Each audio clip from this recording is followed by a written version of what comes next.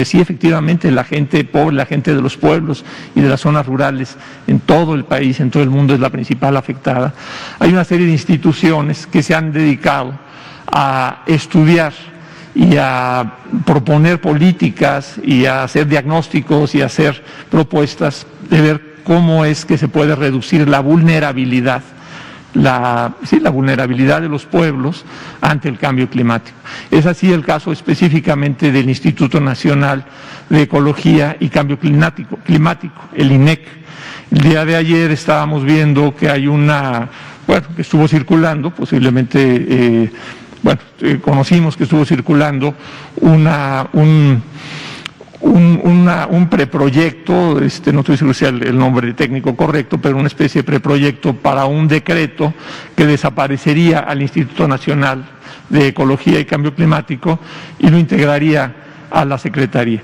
Entonces, entre la gente con la que estamos continuamente dialogando sobre estos temas, hay desde la gente efectivamente de organizaciones de la sociedad civil, organizaciones no gubernamentales, que consideran, y así lo dicen públicamente, que al gobierno le estorba el medio ambiente, le estorba el cambio climático para sus propios proyectos. Hay otras organizaciones que más bien dicen, realmente requerimos de este tipo de instituciones con una independencia de criterio que hacen este tipo de investigación para proponer política pública a los que son realmente los ejecutores, en este caso la Secretaría de Medio Ambiente, o es conveniente tener estos institutos, o en términos de austeridad, como plantea este decreto, es conveniente pasarlos en este caso a la propia Secretaría de Medio Ambiente. Entonces creo que este es un tema interesante, importante,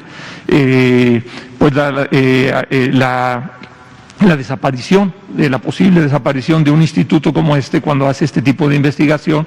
Y la pregunta, por un lado, sería si efectivamente el gobierno, en general, por responder este asunto, de si realmente al gobierno, aunque ya lo hizo en su intervención anterior, el gobierno tiene una serie de medidas muy claras respecto al cambio climático, pero sí un posicionamiento más expreso sobre la verdadera preocupación. El cambio climático realmente importa y realmente le importa al gobierno y sus instituciones, cómo quedarían, qué es lo que se está planeando en términos del Instituto Nacional de Ecología y Cambio Climático y su integración a la Secretaría de Medio Ambiente. Sí, mira, es un asunto de fondo que aquí se ha planteado siempre. Yo creo que con la implantación de la política neoliberal, los creadores de este esquema de saqueo fueron alentando, ¿sí?, una serie de políticas que desde luego tienen una justificación, pero que al mismo tiempo distraen o permiten que no se enfoque el problema principal, o sea, que no nos ocupemos de lo que origina, ¿sí?, todo lo demás, o que atendamos las consecuencias, no las causas. Esto lleva tiempo, o sea, es un debate importante, ¿no?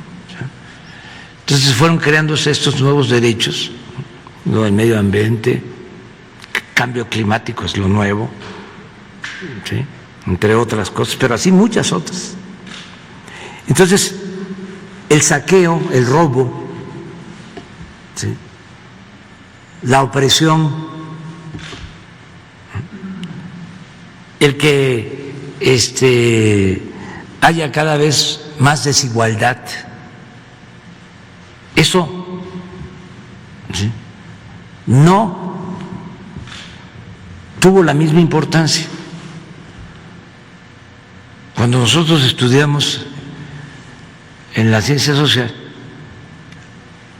lo que se veía más era cómo se acumulaba riqueza en unas cuantas manos a costa, ¿sí?, del empobrecimiento de las mayorías. Era leer a Fran Fano, Los Condenados de la Tierra,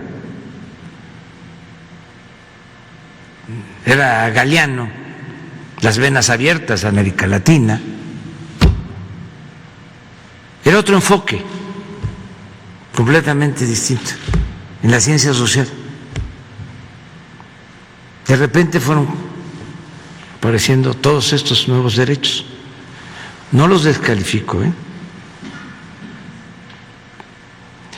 Entonces, ¿qué tenemos que hacer si hablamos de cambio climático? Vamos a ver cómo está distribuida la riqueza. ¿Qué es, como tú mismo lo estás afirmando, lo que más afecta y produce el cambio climático? Pues la pobreza, porque si la gente no tiene para comer, eso que estamos hablando de la tala,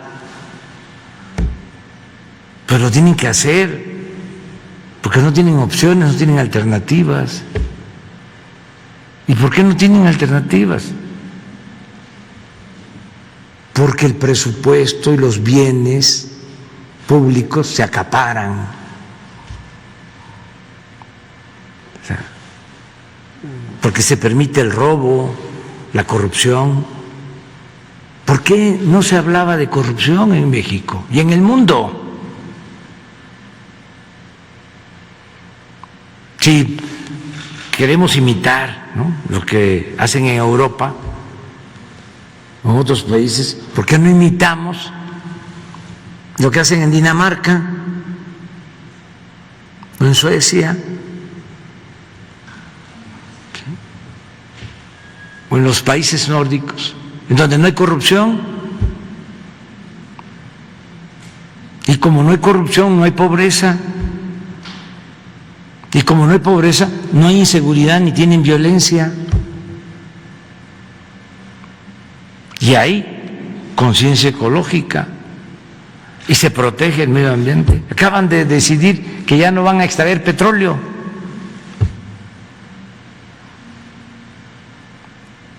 En Dinamarca. Ah, pero eso no se copia. Entonces, que los ambientalistas, siendo bondadosos con ellos, llamándoles de esa manera, no se hayan dado cuenta de cómo destruyeron el territorio en el periodo neoliberal y que no hayan dicho nada. ¿Tú crees que a mí me puede preocupar si ellos dicen de que al gobierno no le preocupa el medio ambiente?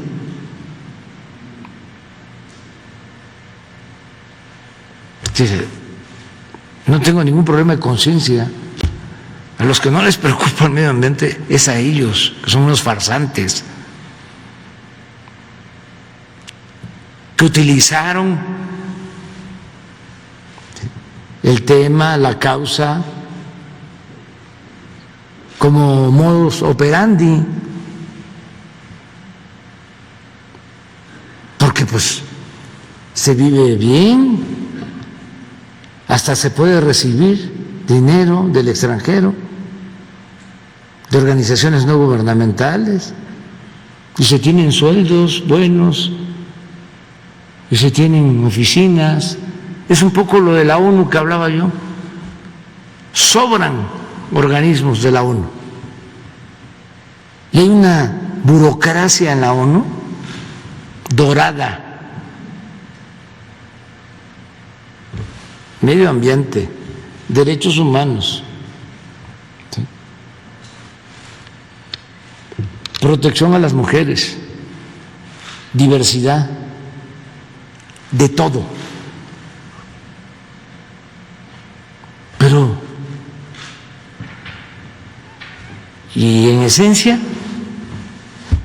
ahora que fui a la ONU,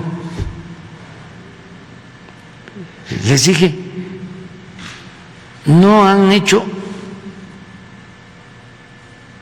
prácticamente nada para combatir la corrupción y para enfrentar las desigualdades. Les puse de ejemplo lo de las vacunas.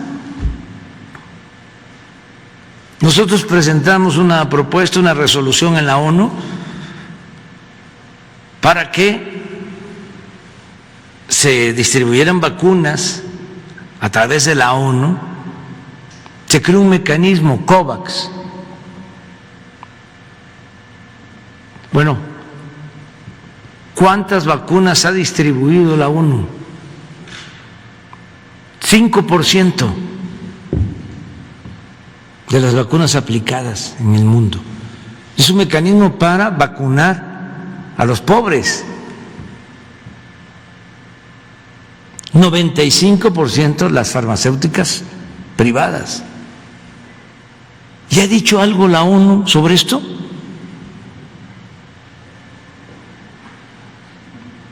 ¿Se ha pronunciado? No. Entonces, lo del medio ambiente, claro que tenemos nosotros un plan muy definido y ya lo que no queremos es que continúe la simulación, porque es el colmo para saquear y para que volviéramos a ver para otro lado y nos mantuvieran entretenidos. Crearon una constelación de organismos autónomos todos, de la sociedad civil.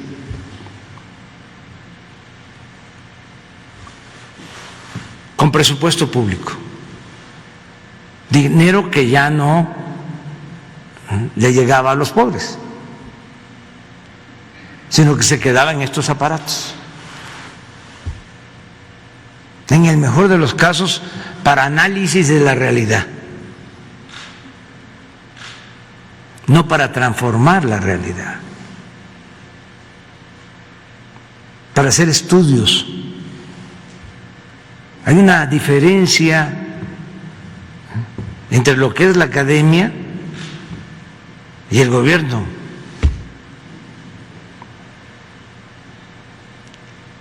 Las universidades, los centros de investigación deben de tener todo el apoyo para hacer ese trabajo. El gobierno tiene que llevar a cabo acciones en beneficio del pueblo. Entonces, medio ambiente, aparte de la Secretaría, ese organismo que tú estás planteando, y creo que 2 o 3 más, para lo mismo, para cuidar el medio ambiente, para proteger el medio ambiente, que no lo puedes hacer con un organismo si hay realmente voluntad, si no es solo una farsa, si es nada más para que tengan trabajo los amigos y hasta que puedan hacer negocio. ¿Saben que en el sexenio anterior los que estaban en medio ambiente daban los permisos, se llama mía. Se llama, ¿cómo es? La mía. Manifiesto de impacto ambiental. Mía. Si había dinero de por medio. Trabajaban en la Secretaría y tenían despachos privados. ¿Quieres que te demos la mía? Yo te recomiendo de que busques a unos expertos en medio ambiente en este despacho, ahí te pueden hacer el trabajo. Y ahí le hacían los estudios y se autorizaba. Y tengo pruebas de lo que estoy diciendo, de la corrupción que prevalecía. Y no dudo de que siga habiendo, pero estamos limpiando. Entonces, no es que no nos importe el medio ambiente, al contrario, nos interesa mucho. Lo que no queremos es que medren, que saquen raja de estas causas y que nos digan, hay una consigna ahorita que está en contra nuestra, dice ciencia sí que, obediencia no. Ciencia. ¿Es ciencia eso? ¿Quién sabe? Eso es corrupción. Y no estoy descalificando a los científicos, pero era un lucrativo negocio. Y era por eso, porque el neoliberalismo implicó para México de que puede esto trasladarse a lo mundial, implicó el saqueo más grande en la historia de nuestro país. Y hubieron muchísimas distorsiones y ayudaron muchos, corrompieron a la academia, a la intelectualidad, a los medios de información. No todos. Yo recuerdo que cuando empezaban las críticas de los que defendían los órganos autónomos, los fideicomisos, todo esto que se fue creando para cooptar, para decirlo coloquialmente, para maiciar, venían los desplegados, los abajo firmantes, y algunos decían, no puede ser posible que sean tantos científicos, intelectuales, escritores. Y yo decía, sí, son miles.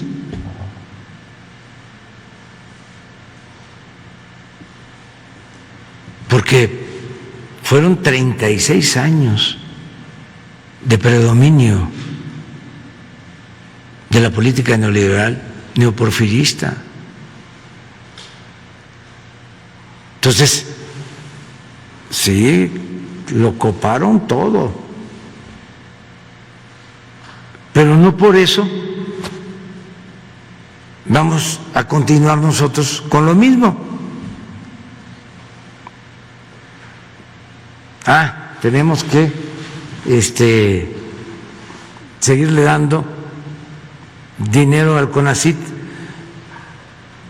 para que los científicos, entre comillas, del CONACYT le entreguen dinero a las empresas para hacer investigación sobre tecnología, algo que se puso de moda, igual que el cambio climático.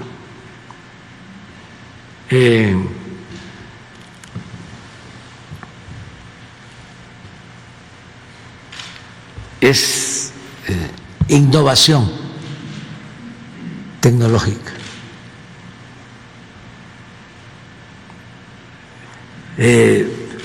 Construían ciudades del conocimiento,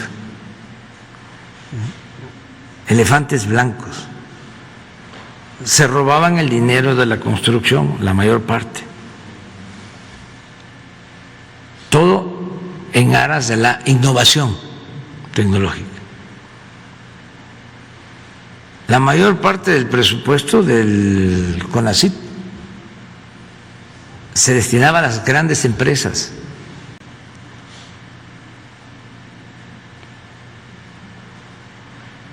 Incluso a las empresas que producen artículos chatarra.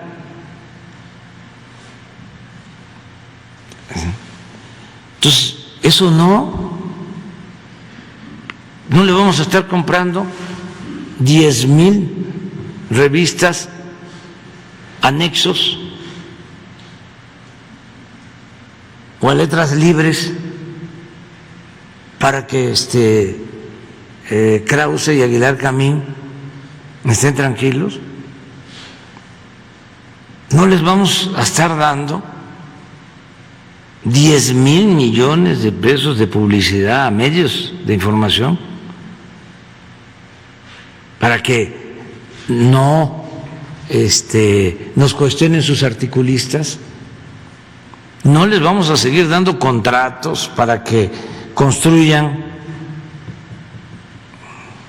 hospitales, reclusorios, para que, como son también dueños de la televisión, sus conductores no nos cuestionen,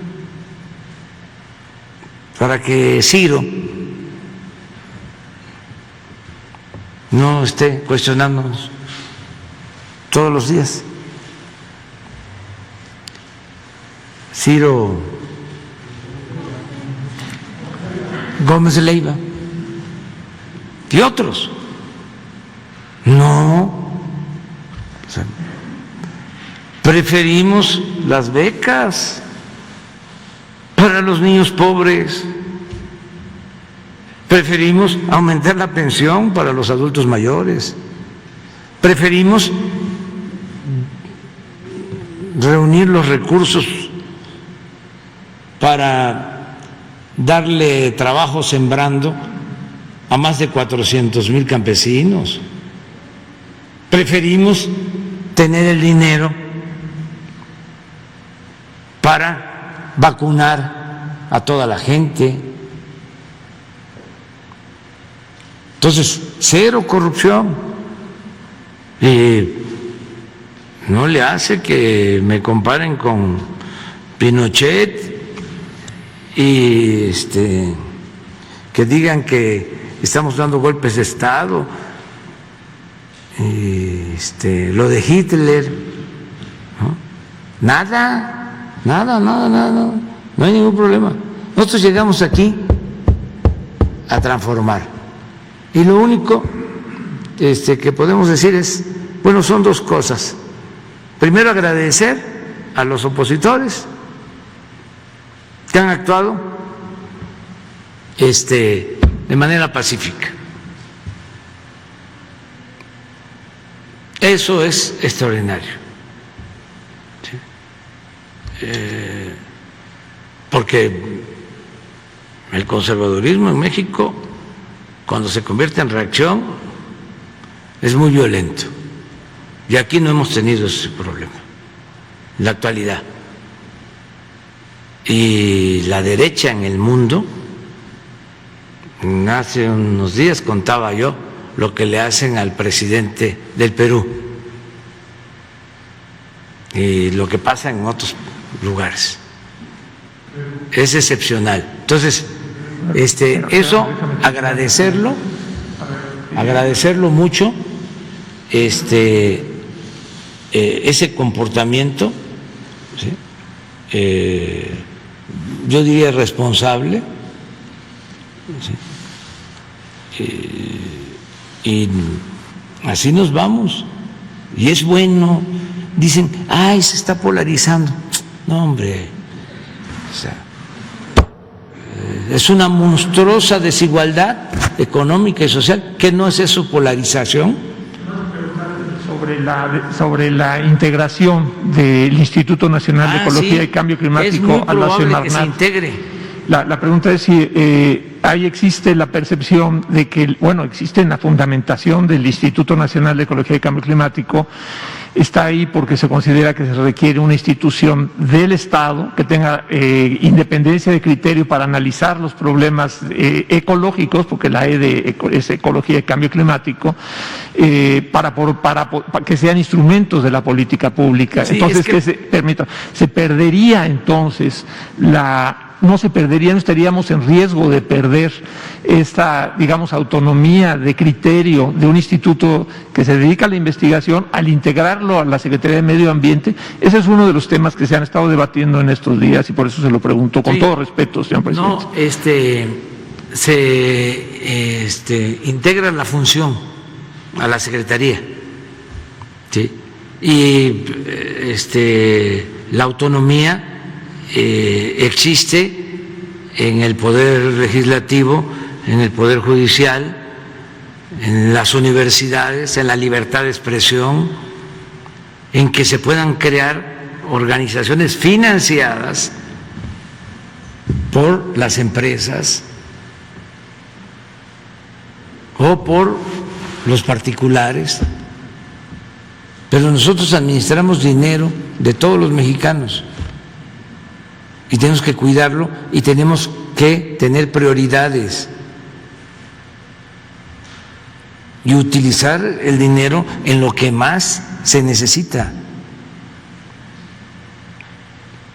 Esa es la austeridad republicana y no es un asunto administrativo, es un asunto de principios. No puede haber duplicidad de funciones. Entonces, el gobierno, para tener controlado a todos, creaba institutos, ¿sí? Bueno, el Instituto para la Transparencia, ¿sí? El Instituto Anticorrupción. Eso era el colmo de la simulación. Desde Salinas, la corrupción no era delito grave y sin embargo crearon el Instituto Anticorrupción y no se podía meter a la cárcel a un corrupto porque no era delito grave. Tenían derecho a salir bajo fianza. Por eso, cuando a alguien caía de la gracia, ya no estaba involucrado o sentían que traicionaba a los mandamás,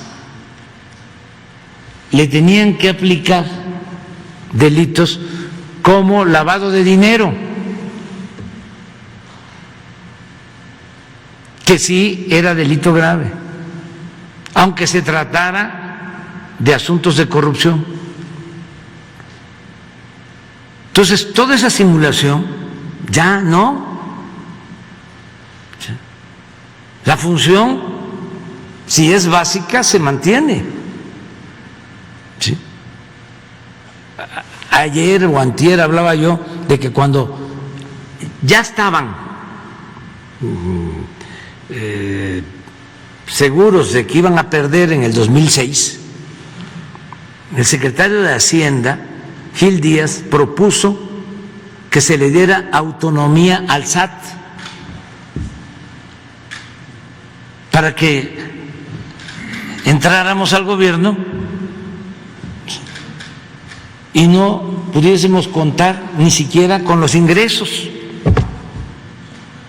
sino que un organismo autónomo. ¿De dónde salieron todos estos organismos autónomos? ¿Por qué los crearon? ¿Qué es el gobierno entonces? ¿Para qué es el Ejecutivo? Además, al presidente, en mi caso, me eligieron. Estoy aquí por voluntad del pueblo, por decisión del pueblo. En el caso de muchos organismos estos autónomos, no son electos por el pueblo. Es parte de todo el control que fueron creando para dominar. Les comentaba yo también lo del Perú, más que aquí no les dio tiempo, pero estaba hecho todo para que no llegara nunca un dirigente del pueblo, y que si llegara estuviese bien apergollado, controlado. El caso del Perú, imagínense, con el 20% de los diputados se acepta, ¿sí?, un escrito para destituirlo, y con el 40%, ni siquiera el 50%, con el 40% lo destituye. No es revocación del mandato, no. ¿Cuándo hicieron eso? En el periodo neoliberal. Y así muchas cosas. Aquí ya estaban avanzando en la creación de los gobiernos llamados de coalición para no hacer nada. 3 secretarías para un partido, otras 3. Bueno, en la práctica, como no les importaba atender a la gente, ¿qué no les daban a los partidos secretarías? Esta de medio ambiente no se la dieron a un partido en un tiempo. ¿Qué no le dieron a otro partido en un tiempo? La Procuraduría General de la República y casi todo el Poder Judicial.